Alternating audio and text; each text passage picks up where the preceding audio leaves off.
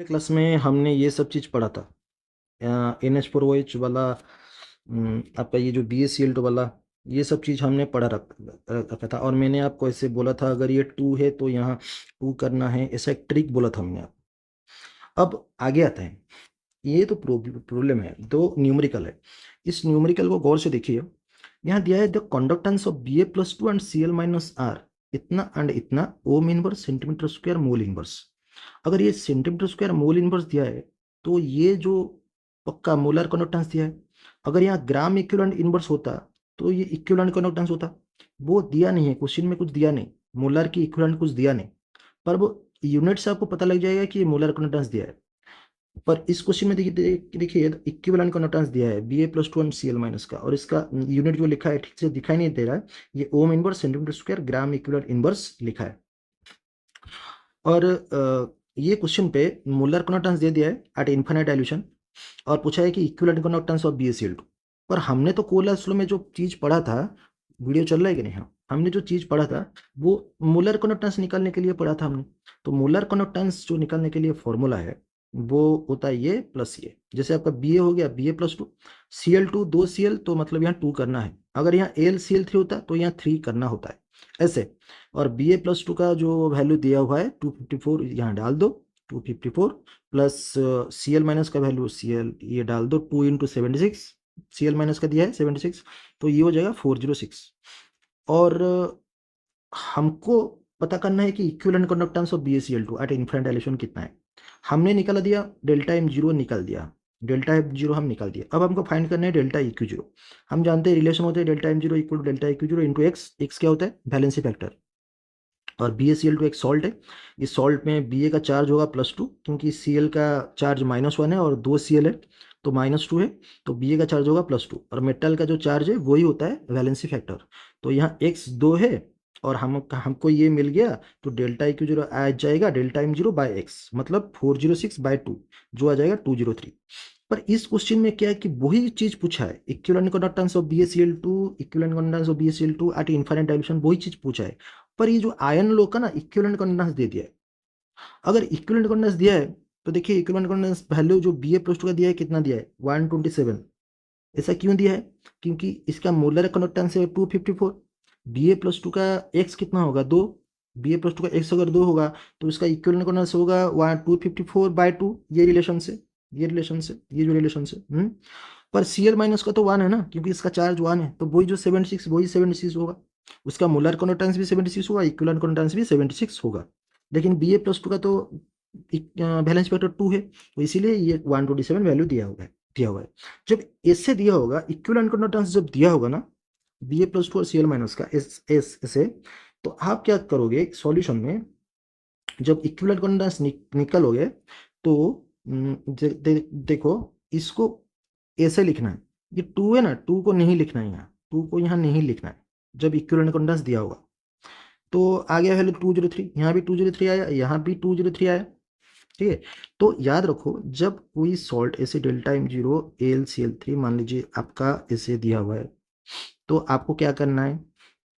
ऐसे लिखना है डेल्टा 0 Al+3, और ये 3 इंटू डेल्टा 0 Cl- ऐसे। अगर इसको आप इक्विवेलेंट में लिख रहे हो, अगर आपको ये अगर आपको ये इक्विवेलेंट में लिखना होता तो आप ऐसे लिखते EQ0 AlCl3 इक्वल टू, अगर ये सब वैल्यू आपका इक्विवेलेंट कंडक्टेंस में दिया होता तो आप क्या करते? सीधा Al+3 लिखते, और सीधा डेल्टा 0 Cl- लिखते। कोई 3 देने का जरूरत ही नहीं। ये ट्रिक है। इक्विवेलेंट कंडक्टेंस में कोफिशिएंट मत इंटू करो, और मोलर कंडक्टेंस में आपका कोफिशिएंट इंटू होगा। ये क्यों हुआ, इसके लिए मैं समझाने के लिए एक आपको एग्जांपल देता हूँ। ये एग्जांपल आप देखिए, ये वाला एग्जांपल देखिए। एक देखिए, एक Al2SO4 करके एक है, ये एक सॉल्ट है। और सॉल्ट में एल का चार्ज कितना होता है? +3। एल का चार्ज +3 होता है। एल कितना है? 2। तो टोटल चार्ज कितना होगा? 6। तो इसका वैलेंस फैक्टर 6 हो गया, 6 मतलब x हो गया यहाँ 6, मतलब ये जो 6 दिया है ये x। अब Al2SO4 होल 3 जो है, अगर हम इसका मोलर कंडक्टेंस लिखेंगे तो ऐसा होगा। अगर उसका मोलर कंडक्टेंस हम लिख रहे हैं Al2SO4 होल 3 का, तो वो हम ऐसे लिखेंगे, आयनिक कंडक्टेंस होगा 2 × Al+3 प्लस SO4 3 मतलब 3 × SO4 - 2। और ये जो वैल्यू होगा ये Al+3 और SO4 - 2 का मतलब आयनिक मोलर कंडक्टेंस होगा। लेकिन अगर इक्विवेलेंट कंडक्टेंस है, अगर मैंने इक्विवेलेंट कंडक्टेंस लिखना है तो Al+3 और SO4 ऐसे ही लिख देना है, कुछ कोफिशिएंट देना नहीं है। क्यों? ऐसा क्यों है? क्योंकि आप लोग जानते हैं कि ये जो इक्विवेलेंट कंडक्टेंस होता है ये molar conductance by valence factor होता है, 6 होता है। अच्छा अच्छा, अब देखो ये जो डेल्टा M0 Al2SO4 3, ये जो मैंने जिस जैसे लिखा है इसको आप इसको डाल दो यहाँ, इसको डाल देने पर यही हो जाएगा। 2 और 6 कट जाएगा 3, 3 और 6 कट जाएगा 2। अब देखो डेल्टा M Al+3, Al+3 का बैलेंस फैक्टर कितना है 3, SO4 का कितना होता है 2। क्या यही चीज इसका इक्विवेलेंट कंडक्टेंस नहीं है? क्या यही चीज इसका इक्विवेलेंट कंडक्टेंस नहीं है? तो इक्विवेलेंट कंडक्टेंस में कोफिशिएंट को मत लिखना है, वो ऑटोमेटिक कैंसिल होके होगा। अच्छा, अब आते हैं एप्लीकेशन ऑफ इलेक्ट्रोकेमिकल सीरीज। देखिए एप्लीकेशन ऑफ इलेक्ट्रोकेमिकल सीरीज जो है, आप क्या करो सबको लिखो ऐसे, कैटरीना ने कार, देखो मैं कैसे लिख रहा हूँ, कैटरीना ने कार मांगी, ऑल्टो जेन फेरारी फिर भी है क्यों, मिली सिल्वर ऑडी प्रेजेंट, फिर फ्लोरिन F2, और ये LI को लिखो सामने। अब एप्लीकेशन पढ़ने से पहले थोड़ा मैं बोल दूं कि कौन इसमें होता है बेस्ट रिड्यूसिंग एजेंट, कौन होता है बेस्ट ऑक्सीडाइज एजेंट।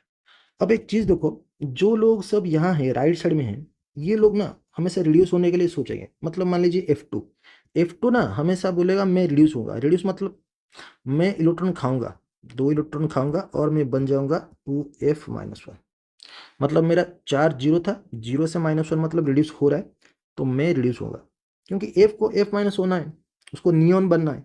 पर एल आई की बात सोचो, इसका जीवन का लक्ष्य है कि LI क्या करेगा, 1 इलेक्ट्रॉन छोड़ देगा, 1 इलेक्ट्रॉन छोड़ देगा और बन जाएगा Li+1।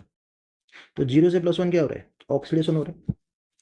तो अगर LI का जीवन का लक्ष्य है ऑक्सीडेशन होना, वीडियो चल रहा है हाँ, अगर LI का जीवन का लक्ष्य है ऑक्सीडेशन होना, तो दूसरों क्या करेगा, रिड्यूस। तो सबसे बढ़िया रिड्यूसिंग एजेंट कौन है, LI, तो LI होगा सबसे बढ़िया रिड्यूसिंग एजेंट। और LI से जब Li+1 बनता है, क्या ये Li+1 फिर चाहेगा LI बनने के लिए, कभी भी नहीं, रिवर्स प्रोसेस कभी चाहेगा ही नहीं। तो Li+1 कभी भी रिड्यूस होना चाहेगा कि, LI बनना चाहेगा कि नहीं। तो Li+1 अगर रिड्यूस होना कभी नहीं चाहेगा, तो सबसे खराब ऑक्सीडाइजिंग एजेंट ये है, तो सबसे खराब ऑक्सीडाइजिंग एजेंट है ये, कभी भी नहीं चाहेगा कि मैं वापस LI बनूं। पर फ्लोरीन, फ्लोरीन देखो यहाँ 0 से -1 हो रहा है, खुद हो रहा है रिड्यूस, तो दूसरों क्या करेगा, ऑक्सीडाइज। तो सबसे बढ़िया ऑक्सीडाइज एजेंट कौन है, फ्लोरीन F2। पर क्या F-1 चाहेगा फिर F2 बनने के लिए, मतलब -1 से 0 होने के लिए कभी चाहेगा वो, मतलब ऑक्सीडाइज होने के लिए कभी चाहेगा क्या, नहीं। तो किसी को रिड्यूस नहीं कर पाएगा, तो सबसे खराब रिड्यूसिंग एजेंट है ये। अब प्रेडिक्शन ऑफ, अब देखो एप्लीकेशन आ गया इलेक्ट्रोकेमिकल सीरीज का, प्रेडिक्शन ऑफ, मैं पहले ये इरेज कर दूं सब। अब देखिए ये है आपका एप्लीकेशन, देखिए prediction of anode and cathode. सीधा बात है, जो राइट साइड में होगा वो होगा कैथोड, क्योंकि वो उसका रिडक्शन का पोटेंशियल ज़्यादा है, मतलब वो रिडक्शन होने के लिए बेताब है। और जो लेफ्ट साइड में होगा वो होगा एनोड, क्योंकि कैथोड में होता है रिडक्शन, एनोड में होता है ऑक्सीडेशन। अगर हम एक कॉपर और जिंक के बारे में ले लो, कॉपर राइट साइड में है तो कॉपर हो जाएगा रिड्यूस, मतलब वो है कैथोड, ये हो जाएगा ऑक्सीडाइज, मतलब ये है एनोड। अगर मैं Mg और जिंक के बीच लूँ, तो जिंक हो जाएगा कैथोड, Mg हो जाएगा एनोड, ऐसे। अच्छा, पर अब ये कैलकुलेटिंग सेल पोटेंशियल मतलब ये जो सब है ना इलेक्ट्रोकेमिकल सीरीज, इसका वैल्यू सब दे दिया है, रिडक्शन पोटेंशियल दे दिया सब, जैसे कॉपर का है 0.34 वोल्ट, जैसे जिंक का है -076 वोल्ट, ये हम जानते हैं क्योंकि हमने डाल्नियन सेल में पढ़ रखा है, और सबका भी सब वैल्यू होता है, वो सब बुक में दिया है। एग्जाम में आपको पूछेगा नहीं वैल्यू, एग्जाम में न्यूमेरिकल जब करेंगे तो वैल्यू दिया जाएगा। तो ये सब वैल्यू जो है वो इलेक्ट्रोकेमिकल सीरीज में है। तो अगर हमको कैथोड एनोड पता चल गया, तो कैथोड का रिडक्शन पोटेंशियल डाल देंगे हम, एनोड का रिडक्शन पोटेंशियल डाल देंगे हम, और E0 सेल हम निकाल लेंगे। कैसे, जैसे कोई जिंक और कॉपर का सेल है, उसमें कॉपर है कैथोड, जिंक है एनोड, कॉपर का रिडक्शन पोटेंशियल हो गया 0.34 वोल्ट, तो 0.34 वोल्ट डाल दो, माइनस यहाँ जिंक का डाल दो माइनस 0.76 वोल्ट, दोनों मिलके हो जाएगा 1.1 वोल्ट, तो E0 सेल हमारा निकल गया।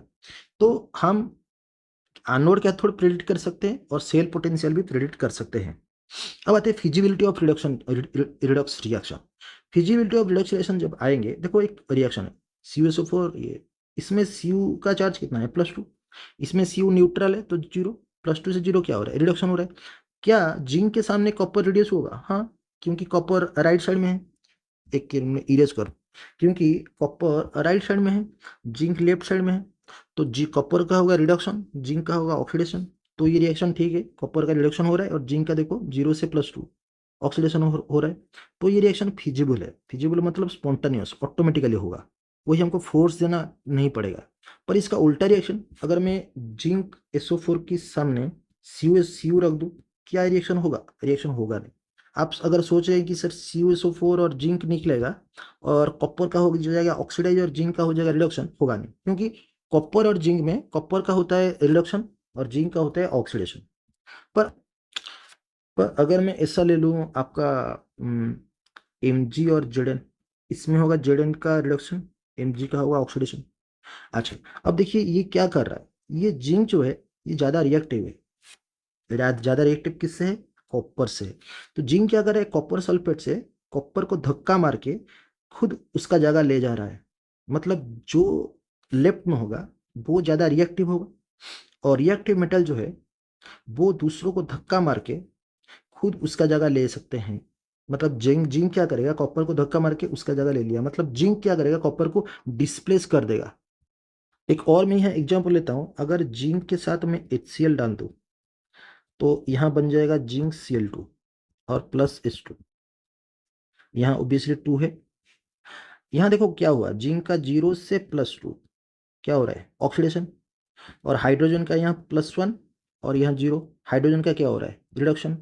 तो जिंक और हाइड्रोजन में, हाइड्रोजन राइट में है और जिंक है लेफ्ट में, तो पक्का यहाँ हाइड्रोजन का क्या हो रहा है, रिडक्शन हो रहा है, और जिंक का हो रहा है ऑक्सीडेशन। लेकिन यही रिएक्शन मैं अगर कॉपर के साथ करूँ, कॉपर प्लस HCl, अगर मैं सोच रहा हूँ कि CuCl2 निकलेगा और H2 निकलेगा और ऐसे होगा, ये नहीं होगा, क्योंकि कॉपर और H में, कॉपर है राइट साइड में, तो कॉपर का रिडक्शन होना चाहिए, तो कॉपर का हो यहाँ हो क्या रहा है, ऑक्सीडेशन, और H का क्या हो रहा है, रिडक्शन, क्योंकि यहाँ +1 से 0।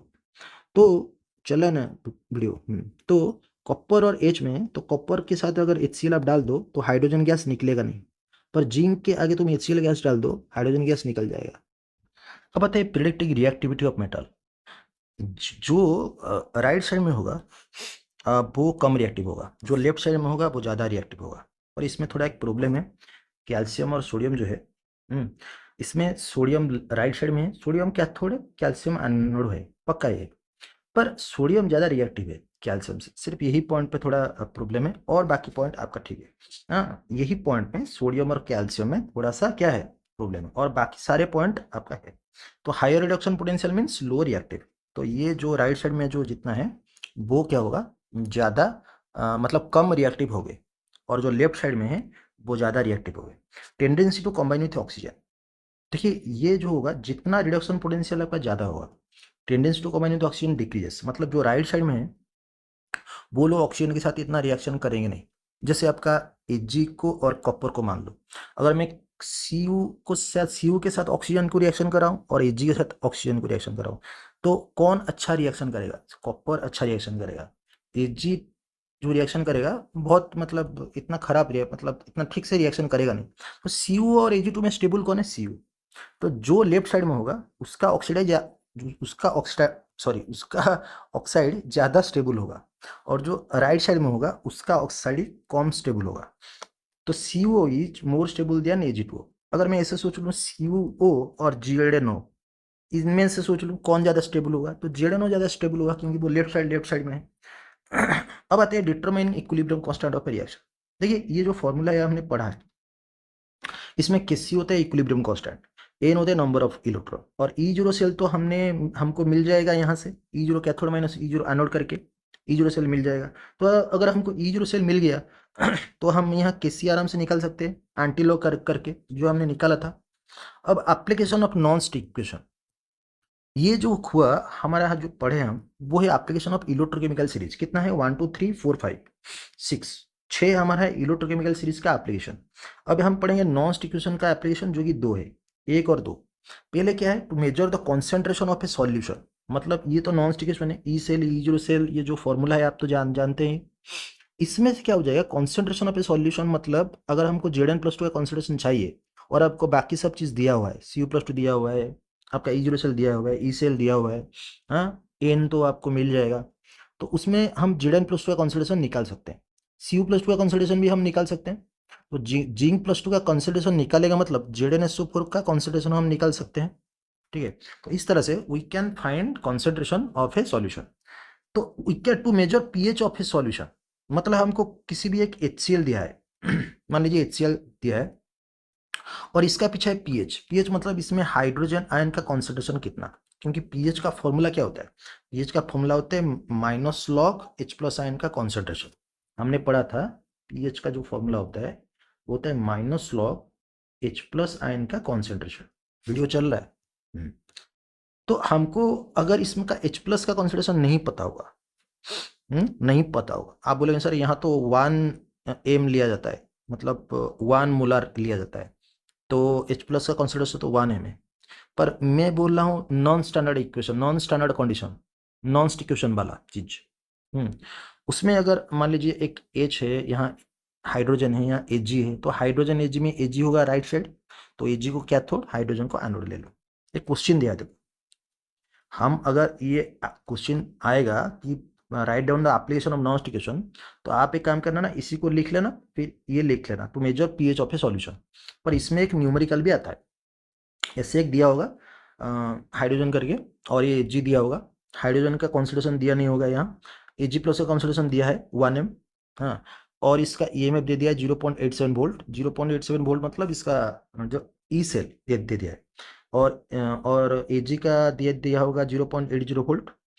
तो हमको तो पहले क्या करना होगा, जो सेल रिप्रेजेंटेशन है उससे रिएक्शन को लिखना होगा। कैसे? देखो, हम क्या करेंगे, Ag+ से Ag हो रहा है तो लिखेंगे Ag+ से Ag, H2 से H+ हो रहा है तो लिखेंगे H2 से H+। पर क्यों है कि यहाँ 2H2 है, H2 है, तो यहाँ क्या करेंगे 2H+ करेंगे। और H2 से 2H+ कितना इलेक्ट्रॉन हो रहा है? H2 का 0, 2H+ का टोटल कितना +2, क्योंकि H का +1, तो 0 से +2 2 इलेक्ट्रॉन। अगर ये 2 इलेक्ट्रॉन हो रहा है तो Ag+ से Ag भी 2 इलेक्ट्रॉन होना चाहिए, तो यहाँ 2 मार दो, हो गया रिएक्शन। यहाँ n इक्वल 2 हो गया, नंबर ऑफ इलेक्ट्रॉन 2 हो गया, क्योंकि Ag+ से Ag जो हो रहा है वो 2 इलेक्ट्रॉन हो रहा है। एक Ag का 1 इलेक्ट्रॉन, 2 Ag का 2 इलेक्ट्रॉन, तो नंबर ऑफ इलेक्ट्रॉन हो गया 2। अच्छा, E0 सेल कितना है? E0 सेल क्या होता है? E0 cathode minus E0 anode. यहाँ कैथोड कौन है? Ag, एनोड कौन है? H। कैथोड का रिडक्शन पोटेंशियल दिया है 0.80 वोल्ट, तो 0.80 माइनस 0 करके 0.80 माइनस 0 मतलब E0 cathode minus E0 anode, ये करके हम E0 सेल निकालेंगे, और E0 सेल का वैल्यू हो गया 0.80 वोल्ट। और ये जो लिखा है यहाँ, और ई सेल का वैल्यू क्या दिया है? 0.87 दे दिया है। अब हम क्या करना है, 0.0591/2, हमको ये फॉर्मूला पता है नॉन स्टिक्यूशन वाला, बाय 2 तो हमारा है ये लॉग। अभी देखो यहाँ H+2H+ है तो H+ का स्क्वायर, यहाँ Ag+ के पीछे 2 है तो Ag+ का स्क्वायर।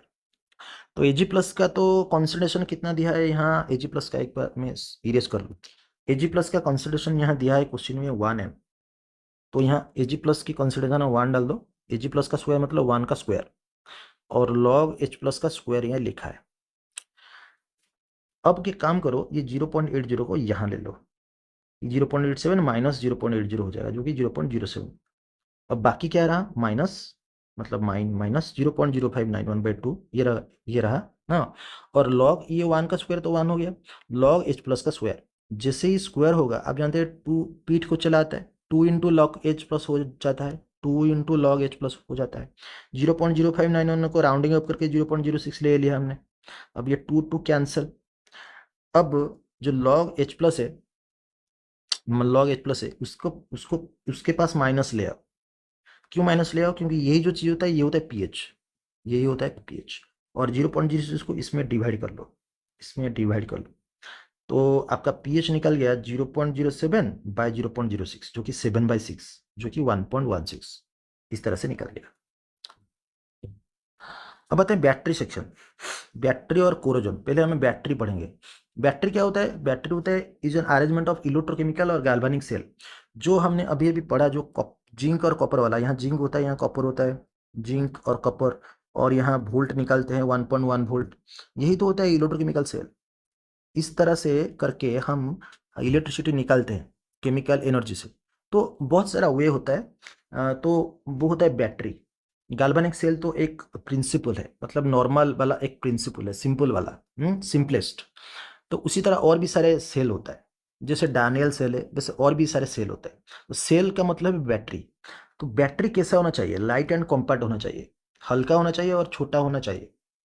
हाँ, शुड हैव लॉन्ग लाइफ, मतलब ज़्यादा लाइफ होना चाहिए। ऐसे कि नहीं कि हम मोबाइल का जो बैटरी है उसे खरीदे, 6 महीने में बैटरी खराब हो गया, खत्म। ऐसा नहीं, लॉन्ग, हाँ लॉन्ग लाइफ। और लाइट एंड कॉम्पैक्ट होना चाहिए, क्यों? क्योंकि अगर मोबाइल में हम डाल रहे हैं, हल्का तो होना चाहिए ना, नहीं तो मोबाइल तो वजन हो जाएगा। कॉम्पैक्ट मतलब मोबाइल का जो साइज है उसमें बैटरी रहना चाहिए, नहीं तो मोबाइल बड़ा हो जाएगा, फिर हाथ में हम पकड़ नहीं पाएंगे। तो जो भी हो कॉम्पैक्ट होना चाहिए, और voltage drop should be steady. इसका मतलब क्या है? देखिए, जहाँ जैसे हमारा घर में वोल्टेज ड्रॉप होता है ना, इसलिए तो हम स्टेबलाइजर लगाते हैं। स्टेबलाइजर सब यूज होता है वोल्टेज ड्रॉप को मैनेज करने के लिए। आप देखोगे स्टेबलाइजर बीच में टक टक आवाज करेगा, पता चलेगा कि वहाँ वोल्टेज ड्रॉप हुआ, ऐसे हुआ। पर बैटरी में वोल्टेज ड्रॉप नहीं होता। तो बैटरी में वोल्टेज ड्रॉप स्टेडी होता है, ठीक है? इस तरह से वोल्टेज ड्रॉप नहीं होता। और वोल्टेज जो खत्म होगा, मतलब जो खत्म होगा, मतलब धीरे धीरे खत्म होके खराब, मतलब टोटल ये हो जाएगा, मतलब क्या, फिनिश हो जाएगा, एंड हो जाएगा। वो जो घटेगा वो स्टेडी होना चाहिए, वो स्टेडी होगा, मतलब एक साथ नहीं होगा, इंस्टेंटेनियसली इतना ज़्यादा वोल्टेज ड्रॉप होगा नहीं। वो स्टडी होगा, धीरे धीरे धीरे धीरे खत्म होगा। अब दो तरह का बैटरी होता है, एक होता है प्राइमरी बैटरी, एक होता है सेकेंडरी बैटरी। प्राइमरी बैटरी होता है उसको हम चार्ज नहीं कर सकते, नॉट रिचार्जेबल, खराब हो गया तो फेंक दो। सेकेंडरी सेल होता है वो रिचार्ज कर सकते हैं, जैसे आपका मोबाइल का बैटरी, इन्वर्टर का बैटरी, गाड़ी में जो, मतलब गाड़ी में जो बैटरी होता है उसे भी हम चार्ज कर सकते हैं। और घर में जो इन्वर्टर का बैटरी होता है वो भी हम चार्ज कर सकते हैं। प्राइमरी सेल दो तरह के होता है, ड्राई सेल और एक होता है मर्क्यूरी सेल। और ये लीड स्टोरेज बैटरी और निकल कैडमियम बैटरी। चलो प्राइमरी बैटरी को आते हैं। प्राइमरी बैटरी यूज होता है जो हमारा घर, जो हमारा जो वॉल क्लॉक है, वॉल क्लॉक होता है, जैसे एसी का रिमोट होता है, उसी में प्राइमरी बैटरी यूज होता है। तो यहाँ reaction occurs only once, if the battery is dead it can not be reuse, ये रीयूज नहीं होगा। और पहले ड्राई सेल और लिग्नाइन सेल पढ़ेंगे, क्योंकि प्राइमरी सेल दो होता है हमारा, ड्राई सेल और मर्क्यूरी सेल। तो पहला ड्राई सेल पढ़ते हैं। ड्राई सेल मतलब ये है आपको, ये है आपका बैटरी। देखिए बैटरी को चीर फाड़ के दिखाया है, ये उसका जिंक, जो बाहर वाला एक बैटरी का जो बाहर वाला स्टिकर है उसे खोल दो, आप देखोगे जिंक का एक परत होगा, वो है एनोड। और उसमें एक ग्राफाइट का रॉड होगा, कार्बन का रॉड, वो है कैथोड। और बीच में सब इलेक्ट्रोलाइट होगा, जैसे MnO2 हो गया आपका, मतलब इलेक्ट्रोलाइट जो होगा NH4Cl प्लस जिंक Cl2, ये होगा, ठीक है? और एक कार्बन रॉड की चारों तरफ आपका MnO2 घेरा हुआ होगा, ठीक है? तो आपका used in clock and transistor, clock और ट्रांजिस्टर में यूज होता है। एनोड होता है जिंक, एनोड है जिंक। और कैथोड है carbon and rod surrounded by MnO2, मतलब MnO2 सराउंडेड होगा, मतलब जो MnO2 है उसका उसका रिडक्शन होगा, मैंगनीज का होगा रिडक्शन, जिंक का होगा ऑक्सीडेशन। क्योंकि जिंक जो है वो इलेक्ट्रोकेमिकल सीरीज में लेफ्ट में है, मैंगनीज राइट में है, और इलेक्ट्रोलाइट होगा ये। अब एनोड वाला रिएक्शन देखिए, जिंक से जिंक +2 हो रहा है। जिंक जैसे Mn को देखेगा, जिंक से जिंक +2 होगा, 2 इलेक्ट्रॉन को छोड़ेगा। अभी जो MnO2 है, एक इलेक्ट्रॉन, ये जो MnO2 है, और ये देखो MnO2 से MnOOH हो रहा है। मतलब बता रहा हूँ, वीडियो चल रहा है, हाँ। MnO2 में देखिए Mn का चार्ज कितना है, तो में O का चार्ज होता है -2, 2 O है तो -4, तो Mn का होगा +4, तो ये होगा +4। MnOOH थोड़ा देखो, MnOOH OH का चार्ज कितना होता है -1, O का कितना होता है -2, तो -2 -1 -3, Mn का हो गया +3। तो मैंगनीज का +4 से +3 रिडक्शन हो रहा है। कितना इलेक्ट्रॉन होगा? 1 इलेक्ट्रॉन होगा। अच्छा, अब उसमें NH4Cl जो होगा, उसमें NH4 प्लस वो बनेगा NH3 ऐसे। अगर ये रिएक्शन को आपको ये करना होता है, अगर आपको ये रिएक्शन को ओवरऑल रिएक्शन लिखना होगा, तो एक काम करना, इसमें 2 कर देना, इसमें 2 कर देना, इसमें तो 2 ऐसे कर देना, ये 2, ये 2 कर देना, फिर दोनों रिएक्शन को ऐड कर देना, और ये 2 इस साइड है, ये 2 इस साइड है, कट कट जाएगा, और आप ओवरऑल रिएक्शन लिख सकते हो। अब NH3 फॉर्म्ड, ये जो NH3 फॉर्मेशन हुआ, फॉर्म्ड रिएक्ट विद जिंक +2, ये क्या करेगा, जो जिंक है ना, जिंक +2 के साथ रिएक्शन करके टू फॉर्म द कॉम्प्लेक्स, ये जिंक NH3 का कॉम्प्लेक्स बनाएगा, ठीक है। और वोल्टेज इज 1.5 वोल्ट, इसका वोल्टेज होता है 1.5 वोल्ट। और लिमिटेशन ऑफ ड्राई सेल, देखो बैटरी के बारे में बहुत कुछ चीज़ होता है, लेकिन मैं वही चीज़ बोल रहा हूँ जो कि आपका बुक में लिखा है और जो कि आपका क्वेश्चन में आएगा, ठीक है। मैं ज़्यादा डिटेल में नहीं जा रहा हूँ। अब लिमिटेशन ऑफ ड्राई सेल, देखिए ये जो ड्राई सेल का लिमिटेशन क्या है, one state can not be reuse, एक बार खत्म तो खत्म खत्म, हाँ खत्म, दूसरे बार उसको चार्ज हम नहीं कर सकते। और ये जो NH4Cl है ना, ये एसिडिक सॉल्ट होता है। क्यों एसिडिक सॉल्ट होता है?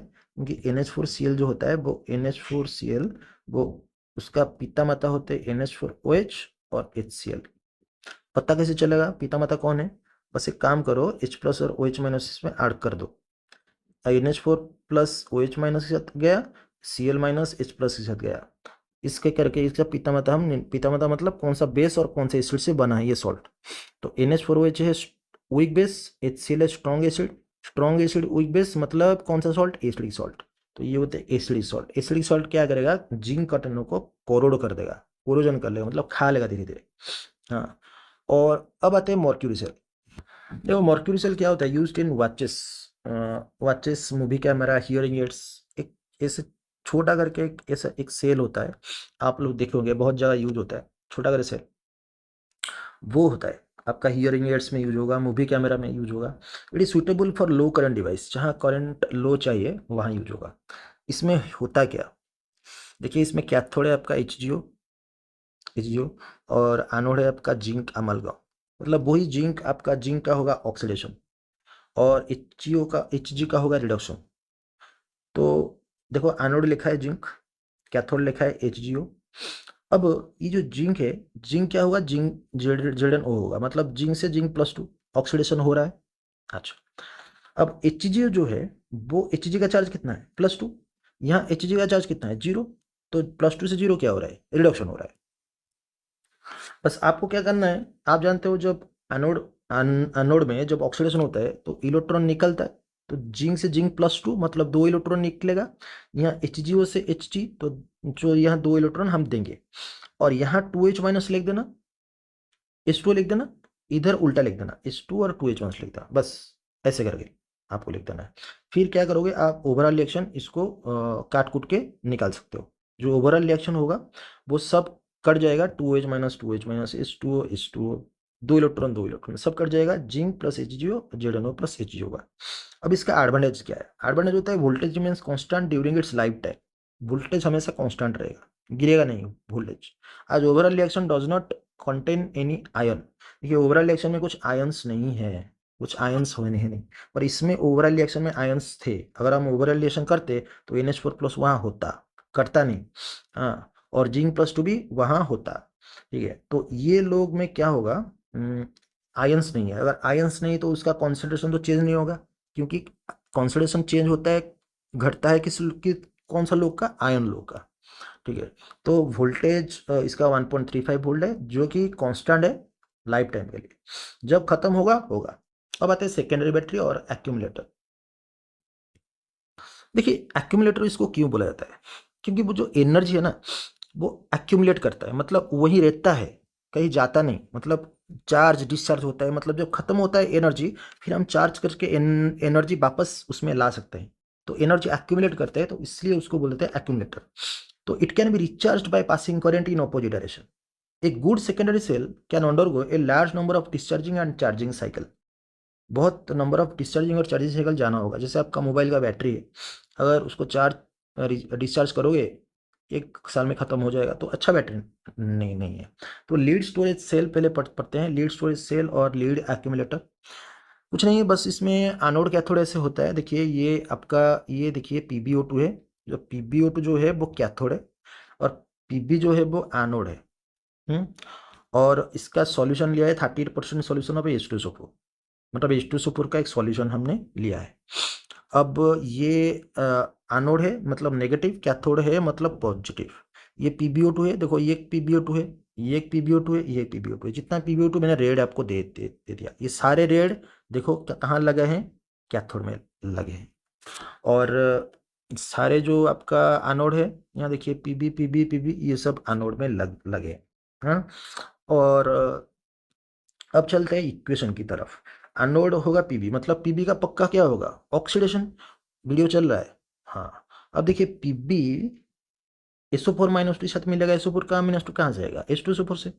SO4 माइनस टू साथ मिलके PbSO4 बनाएगा, तो Pb का 0, PbSO4 का कितना +2, क्योंकि SO4 का -2 है, तो Pb से Pb +2। ऑक्सीडेशन कितना इलेक्ट्रॉन, 2 इलेक्ट्रॉन, ठीक है। अब यहाँ आते हैं PbO2, SO4 माइनस टू साथ मिलेगा और PbSO4 बना देगा। PbO2 में Pb का चार्ज कितना होगा, O2 का टोटल चार्ज कितना होगा, -4, क्योंकि एक O का -2 होता है, तो इसका अगर -4 होगा तो Pb का होगा +4। यहाँ PbSO4 में कितना है, +2, तो +4 से +2 क्या हो रहा है, रिडक्शन हो रहा है। अब देखिए यहाँ तो SO4 - 2 को Pb ने खा लिया, पर यहाँ SO4 - 2 को जो Pb ने खा लिया, फिर O2 कहाँ जाएगा, O2 क्या करेगा, बोलेगा 4H+ जो है, ये जो H2SO4 का जो 4H+ है, वो 4H+ के साथ वो O2 मिलके 2H2O बना देगा, मतलब पानी होके वो निकल जाएगा। इसलिए हम इसमें डिस्टिल वाटर देते हैं रेगुलर इंटरवल में, जब खत्म हो जाता है, क्योंकि पानी निकल जाता है इसमें, ठीक है। तो ओवरऑल रिएक्शन हम लिख सकते हैं काट कूट के, ये जो जो कटेगा कटेगा, ओवरऑल रिएक्शन ये होता है आपका ओवर रिएक्शन, ठीक है। अच्छा, देखिए ओवर रिएक्शन लिखते कैसे, 2H2 को तो 2H2 रहेगा। अब इसमें गौर से देखिए 4H+ और ये SO4 - 2, 2 SO4 - 2। एक बात बोलो, एक H2SO4 में 2 H+ रहता है और एक SO4 - 2 रहता है। मैं अगर बोलूँगा 2 H2SO4, तो उसमें 4H+ रहेंगे और 2 SO4 - 2 रहेंगे। वही लिखा है 4H+ और 2 SO4 - 2, जो कि हो गया 2 H2SO4। अच्छा, ये तो डिस्चार्जिंग वाला मतलब जब आपका घर में लाइन कट जाएगा तो ये रिएक्शन चलता होगा।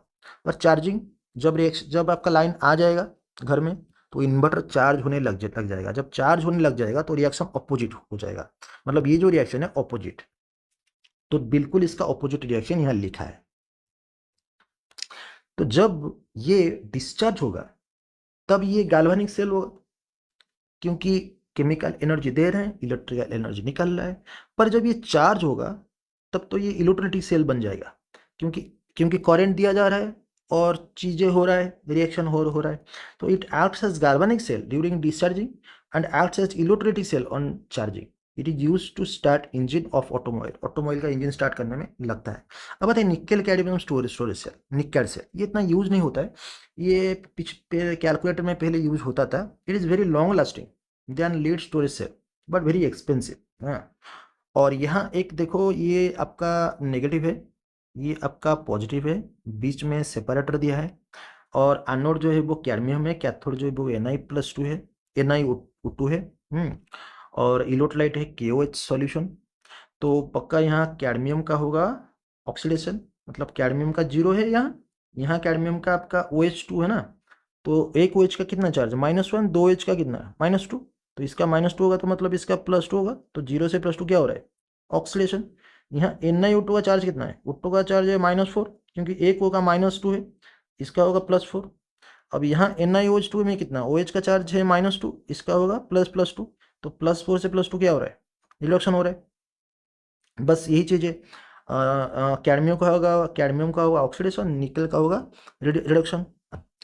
फिर इसमें जो ये आपका CD हो रहा है OH2 और Ni हो रहा है OH2, ये OH2 आएगा कहाँ, गौर से देखिए, जो OH2 है, ये एक्चुअली क्या है ना, OH2, मतलब यहाँ OH2 मतलब 4 O और कितना H, 4 H, तो ये 4O4H आएंगे कहाँ, 4 उससे हम यहाँ मिल गया, देखिए 2s2 है, जो 2s2 है वो 4H है, और 4O कहाँ से आएंगे, यहाँ 2 ऑक्सीजन और यहाँ 1 ऑक्सीजन, पर पीछे 2 लगा है तो यहाँ 2 ऑक्सीजन, ये आया से। अच्छा, अब आते हैं फ्यूल सेल को। फ्यूल सेल जो होता है वो हमारा यहाँ स्पेस स्टेशन जो होते हैं, स्पेस प्रोग्राम, उसमें यूज होता है। It use in space programme to supply electric current, electric power. इसमें क्या होता है, देखिए मैं बेसिक प्रिंसिपल बोल रहा हूँ, वाटर को ना आप आराम से, वाटर को आप आराम से हाइड्रोजन ऑक्सीजन में डिवाइड कर सकते हो। कैसे, वाटर ले लो, पानी ले लो, इलेक्ट्रोड ले लो प्लैटिनम का, उसमें इलेक्ट्रिक करंट पास कर दो ऐसे, इलेक्ट्रिक करंट आप पास करो वाटर को लेके, वो हाइड्रोजन और ऑक्सीजन में डिवाइड हो जाएगा, और वाटर जब डिवाइड होगा H+ और OH- होगा, तो H+ रिड्यूस होके H2O के कैथोड में डिपोजिट हो जाएगा, OH- O2O के एनोड में डिपोजिट हो जाएंगे। तो H2O को H2 और O2 बनाना बहुत ही आसान होता है, पर रिवर्स प्रोसेस करना बहुत ही डिफिकल्ट, उसके लिए बहुत कॉम्प्लेक्स मैकेनिज्म चाहिए, पर बहुत सारा एनर्जी निकलता है इस प्रोसेस में, बहुत सारा एनर्जी निकलता है। यही प्रिंसिपल होता है आपका फ्यूल सेल का। इसमें आप H2 देते हो, O2 देते हो, फिर यहाँ H2 और O2 मिलता है, 2H2O बनता है। कैटलिस्ट क्या होता है, पैलाडियम और पीटी, ये सब कैटलिस्ट होते हैं। और ये added to porous carbon electrode, ये जो 2 इलेक्ट्रोड है कैथोड एनोड, ये कार्बन इलेक्ट्रोड है, और कार्बन इलेक्ट्रोड पोरस होते हैं, मतलब उसमें थोड़ा थोड़ा होल होता है, उस होल में पैलाडियम और प्लैटिनम को दिया जाता है ताकि वो कैटलिस्ट की तरह काम कर सकते, काम कर सके। अब एनोड जो है हमारा 2H2 है, मतलब देखिए अगर हमको ये ओवरऑल रिएक्शन लिखना है ना, तो 2H2 और O2 तो है 2H2, तो पहले क्या करो 2H2 लिख दो, और पहले काम करो यहाँ 2H2 लिख दो। अब इसमें 4H2, देखिए H2 जो है ना उसका चार्ज कितना है, 0, यहाँ H का चार्ज कितना, +1, तो 0 से +1 क्या हो रहा है, ऑक्सीडेशन हो रहा है, तो हाइड्रोजन का ऑक्सीडेशन हो रहा है, पर है कितना ऑक्सीजन, 4 ऑक्सीजन, तो यहाँ 4 इलेक्ट्रॉन। यहाँ O2 को ले लो, O2 हो रहा है 4OH-, मतलब कुछ नहीं, यहाँ बस आपको 2H2O लिखना है ना, तो यहाँ 4H2O लिख दो, यहाँ 2H2O लिख दो, 4H2O - 2H2O कितना हो जाएगा, 2H2O। आपका यहाँ 4H2 है, आप यहाँ 4H2O लिखो, यहाँ 2H2O लिखो, जब आप प्लस करोगे तो दिस माइनस दिस, क्योंकि ये RHS में है, ये ALHS में है, वीडियो चल रहा है कि नहीं, हाँ, तो 4H2O - 2H2O क्या हो जाएगा, 2H2O। यहाँ 4OH लिख देना, यहाँ 4OH लिख देना, वो कट जाएगा। अभी अभी ये जो O2 है, O2 का चार्ज कितना है, 0, यहाँ O का चार्ज कितना है, नॉर्मल -2, पर एक ऑक्सीजन 0 से -2 हो रहा है, रिडक्शन हो रहा है, तो एक ऑक्सीजन अगर मतलब ये हो रहा है, 2 रिड्यूस हो रहा है, तो ऑक्सीजन यहाँ है कितना, 2 ऑक्सीजन, तो 4 इलेक्ट्रॉन, तो यहाँ 4 इलेक्ट्रॉन, 4 इलेक्ट्रॉन कट गया। अब 4OH कट गया, अब 2H2O O2 तो रहा, ये 4H2O और 2H2O माइनस हो गया, 2H2O रहा। अब in Apollo space program H2O2 fuel cell was used, हाँ, in anode H2 is oxidized, वही चीज लिखा है, एनोड में H2 ऑक्सीडाइज होता है, कैथोड में O2 रिड्यूस होता है। और इसका एडवांटेज क्या है, इसका एफिशिएंसी होता है 70%, 70%, मतलब हम अगर आउटपुट बाय इनपुट इंटू 100 जो होता है एफिशिएंसी, मतलब अगर हम 100% इनपुट दे रहे हैं तो 70% आउटपुट निकलता है। आप सोच रहे हो अगर ये खराब है, नहीं, ये सबसे बढ़िया है, क्योंकि हमारा जो थर्मल पावर प्लांट है ना, थर्मल पावर प्लांट में जो कोयला, मतलब हमारा जो ये होता है आपका करंट निकलता है, जैसे आप थर्मल पावर प्लांट में कोयला को जलाते हो, कोयला को जला के कुछ मेटल को मेल्ट करते हो, उसमें से कुछ काम करते हो, मेटल को एक्सट्रैक्शन करते हो, वो जो हीट जाता है उस हीट में मेटल का तो काम होता ही होता है। अगर आप आयरन मान लीजिए, आपका माटी के नीचे से आप क्रूड आयरन लाए, हाँ, जो कि पूरा ये है, उसमें बहुत सारे इम्प्योरिटीज भरा पड़ा है, आप उसको मेल्ट करके उसको प्यूरिफाई करके कास्ट आयरन और पिग आयरन में कन्वर्ट कर दिए।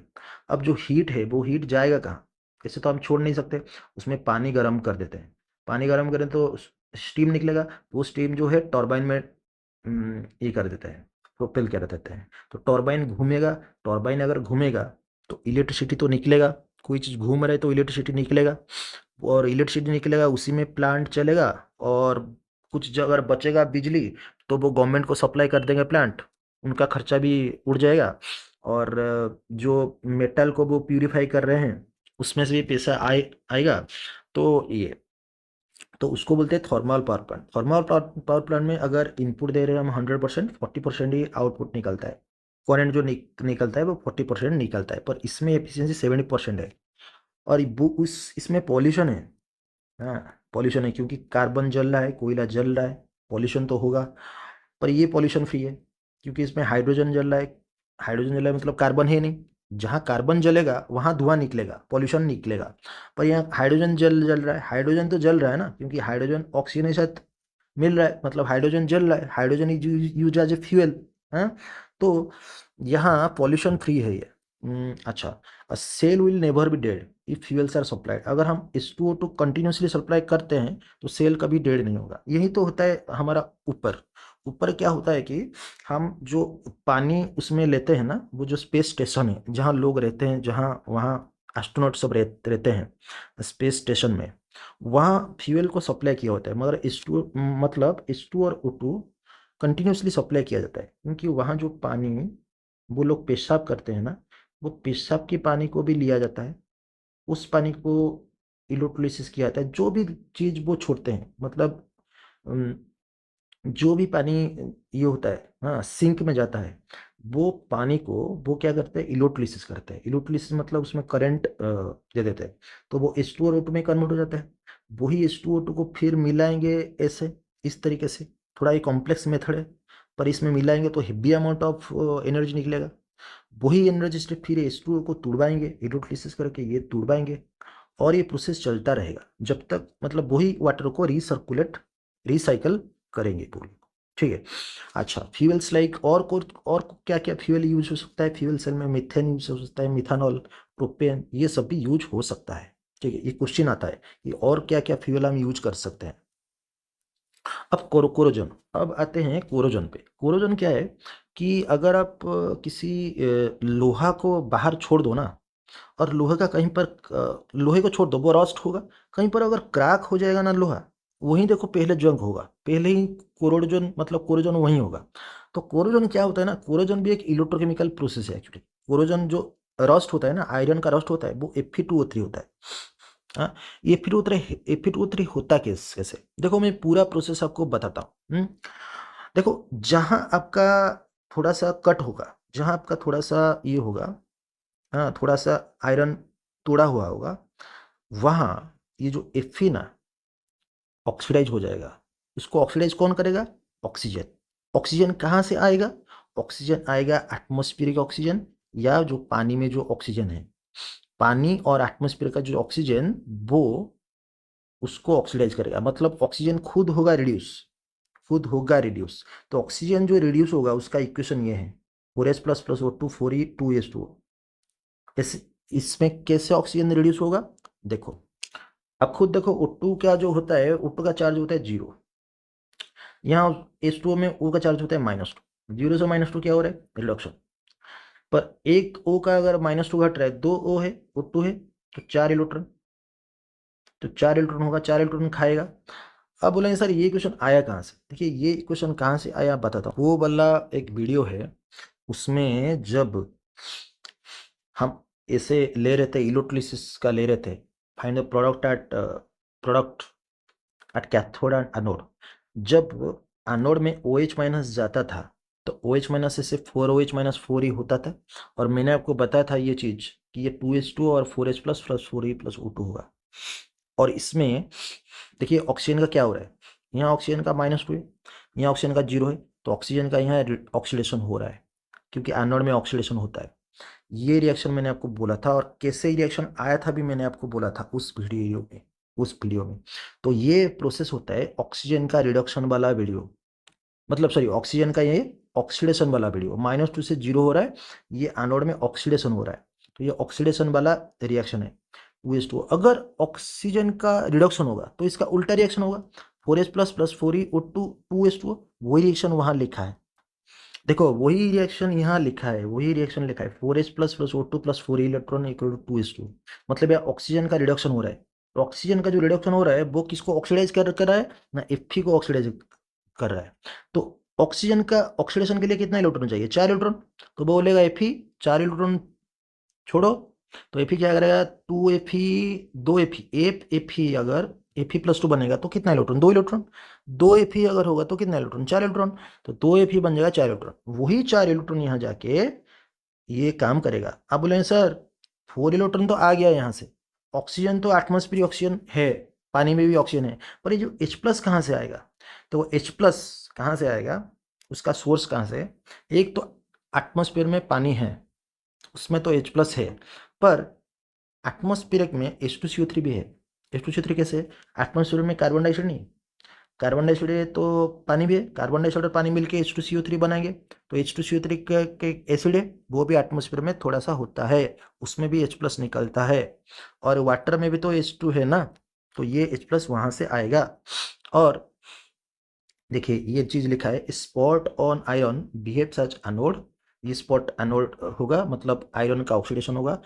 एंड देयर एंड क्या लिखा है, there iron is oxidized, iron होगा oxidize, 4 electron release, 4 electron release होगा क्योंकि O2 तो चाहिए ना 4 इलेक्ट्रॉन उसका रिडक्शन होने के लिए। That 4 electron moves to another spot, ये स्पॉट को चल जाएगा जो कि कैथोड है, जहाँ ऑक्सीजन का हो जाएगा रिडक्शन। तो ये कैथोड वाला रिएक्शन, ये एनोड वाला रिएक्शन हो गया ना आपका इलेक्ट्रोकेमिकल रिएक्शन पूरा, इलेक्ट्रोकेमिकल सेल पूरा। तो इसमें आयरन का होता है ऑक्सीडेशन, आयरन का होता है ऑक्सीडेशन, ऑक्सीजन का होता है रिडक्शन। तो आपका E0 सेल क्या होगा, E0 cathode minus E0 anode. Cathode कौन है, कैथोड होता है ऑक्सीजन। तो ऑक्सीजन का रिडक्शन पोटेंशियल कितना, 1.23। ऑक्सीडेशन किसका हो रहा है, Fe का रिडक्शन पोटेंशियल कितना, -0.4444। तो ये मिलके हमारा आया 1.67 volt. So corrosion is an electrochemical process. आएगा क्वेश्चन, कोरोजन एक इलेक्ट्रोकेमिकल प्रोसेस क्यों है, प्रूव करो। तो आपको ये सारी चीज लिखना पड़ेगा। फिर ये जो Fe+2 यहाँ बनता है ना, इसको फिर दोबारा Fe+2 को फिर ऑक्सीजन जो है वो दोबारा Fe+3 में कन्वर्ट कर देता है, हाँ ऑक्सीडाइज करके। तो ये जो Fe+3 है ना, मतलब क्या होता है, ये जो Fe+2 आया उसको Fe+3 कन्वर्ट करेगा, मतलब Fe2O3 प्रोड्यूस करेगा। हाँ ठीक है। तो Fe2O3 में Fe का चार्ज +3 है, तो Fe2O3 और X ये क्यों लिखा है ऐसे X मतलब गौर से एक चीज देखिए, जब ये ओवरऑल रिएक्शन हम करेंगे तो 2H2O तो कटेगा नहीं, हाँ। तो ये 2H2 निकलेगा, ये जो H2O निकलेगा, बहुत सारा H2 जो निकलेगा यहाँ होगा इसके साथ, तो XH2O, X कुछ भी हो सकता है। तो Fe2O3 है आयरन रस्ट, रस्ट का पूरा formula Fe2O3 XH2। How to prevent corrosion, corrosion को प्रिवेंट कैसे करना है, देखो कितना मेथड है, 3 मेथड है। By coating a sacrificial metal like zinc magnesium, ऐसे जिंक और मैग्नीशियम, क्योंकि आयरन जो है ना उसके लेफ्ट साइड में जिंक और मैग्नीशियम होता है जो कि ज़्यादा रिएक्टिव होता है। उनको अगर आप कोटिंग कर दोगे तो वो सैक्रिफिशियल मेटल की तरह काम करेंगे। कैसे, एक आयरन मान लो, इसमें ऐसे हुआ छोटा सा क्रैक हुआ, अगर इसमें आप जिंक का कोटिंग दे दो, जिंक का कोटिंग आप देना है आपको, तो जब यहाँ से आयरन को रोस्ट करने आएंगे ऑक्सीजन, तो जिंक बोलेगा नहीं मुझे आप रोस्टिंग करो, आयरन को रोस्टिंग मत करो क्योंकि मैं ज़्यादा रिएक्टिव हूँ, ज़्यादा रिएक्टिव हूँ तो मैं ऑक्साइड फॉर्मेशन करूँगा, ठीक है। तो ये जिंक क्या करता है, खुद बन जाता है ZnCO3 और जिंक हाइड्रोक्साइड। CO3 क्योंकि एटमॉस्फेयर में कार्बन डाइऑक्साइड है, और OH क्योंकि पानी है, और ये खुद जिंक रस्ट बन जाएगा और इस जगह आयरन को रस्टिंग करने देगा नहीं। पर अगर मैं आयरन से कुछ मतलब कम रिएक्टिव मेटल डाल दूं, अगर यहाँ कॉपर का कोटिंग में दे दूं, तो यहाँ अगर क्रैक होगा, मान लीजिए यहाँ क्रैक हो रहा है और मैं कॉपर का कोटिंग यहाँ दिया हुआ है, तो जब ऑक्सीजन आएगा तो वह कॉपर के ऊपर अटैक नहीं करेगा, वो सीधा ये जो क्रैक में जो आयरन है उसके ऊपर अटैक कर देगा और आयरन को क्या कर लेगा, ये करेगा, मतलब रोस्ट कर देगा। पर जिंक का कोटिंग अगर होगा, जिंक खुद बन जाएगा सैक्रिफिशियल मेटल, खुद को सैक्रिफाइस कर देगा। तो जिंक का कोटिंग देने को बोलते हैं galvanisation. Galvanisation is also called sacrificial protection. Video चल रहा है कि नहीं? हाँ। और जिंक रस्ट ये है। और sometimes metal are coated by Al2O3। देखो बहुत चीज एक्स्ट्रा भी है, मैं एक्स्ट्रा चीज नहीं बोल रहा हूँ आपका, वीडियो लंबा हो जाएगा। जितना चीज आपका एनसीईआरटी में दिया हुआ है उतना चीज दिया हुआ है। मैं एक एडवांस्ड इलेक्ट्रोकेमिस्ट्री करके एक वीडियो डाल दूंगा जिसमें सारे चीज एडवांस्ड आप होगा, बहुत एक्स्ट्रा चीज भी होगा उसमें। पर मैं अभी का जो वीडियो बना रहा हूँ जितना आपका एनसीईआरटी में है उसी के ऊपर ही समझा रहा हूँ। अब समटाइम्स ये देखिए, sometimes metals are coated by Al2O3।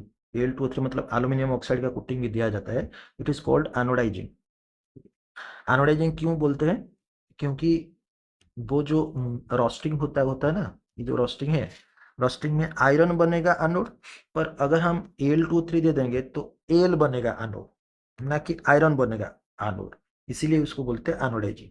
Covering the metal by paint, paint भी दे सकते हैं। और केमिकल्स लाइक बिस्फिनॉल। बिस्फिनॉल मतलब जो केमिकल होता है, बिस मतलब दो, फिनल मतलब आप जानते हैं उसमें दो फिनल होता है, इसीलिए उसे बोलते हैं बिस्फिनॉल। एक क्वेश्चन आता है ऐसा, व्हिच मेटल विल प्रोटेक्ट मोर? दो मेटल दिया होगा, दोनों का रिडक्शन पोटेंशियल दिया होगा, कौन सा ज्यादा प्रोटेक्शन देगा?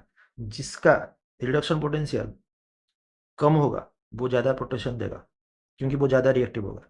और इसमें बी का देखिए कम है, -0.76, और ये -1.66 है, ये कम है देखिए।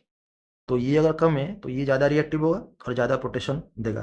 मतलब एफी के ऊपर जो सब लोग है ना, एफी के ऊपर जो सब लोग है, जो इधर है जितना ज्यादा प्रोटेक्शन देगा, इधर और ज्यादा प्रोटेक्शन देगा। अब आते हैं hydrogen economy. Now it is the combustion of coal and oil produces CO2।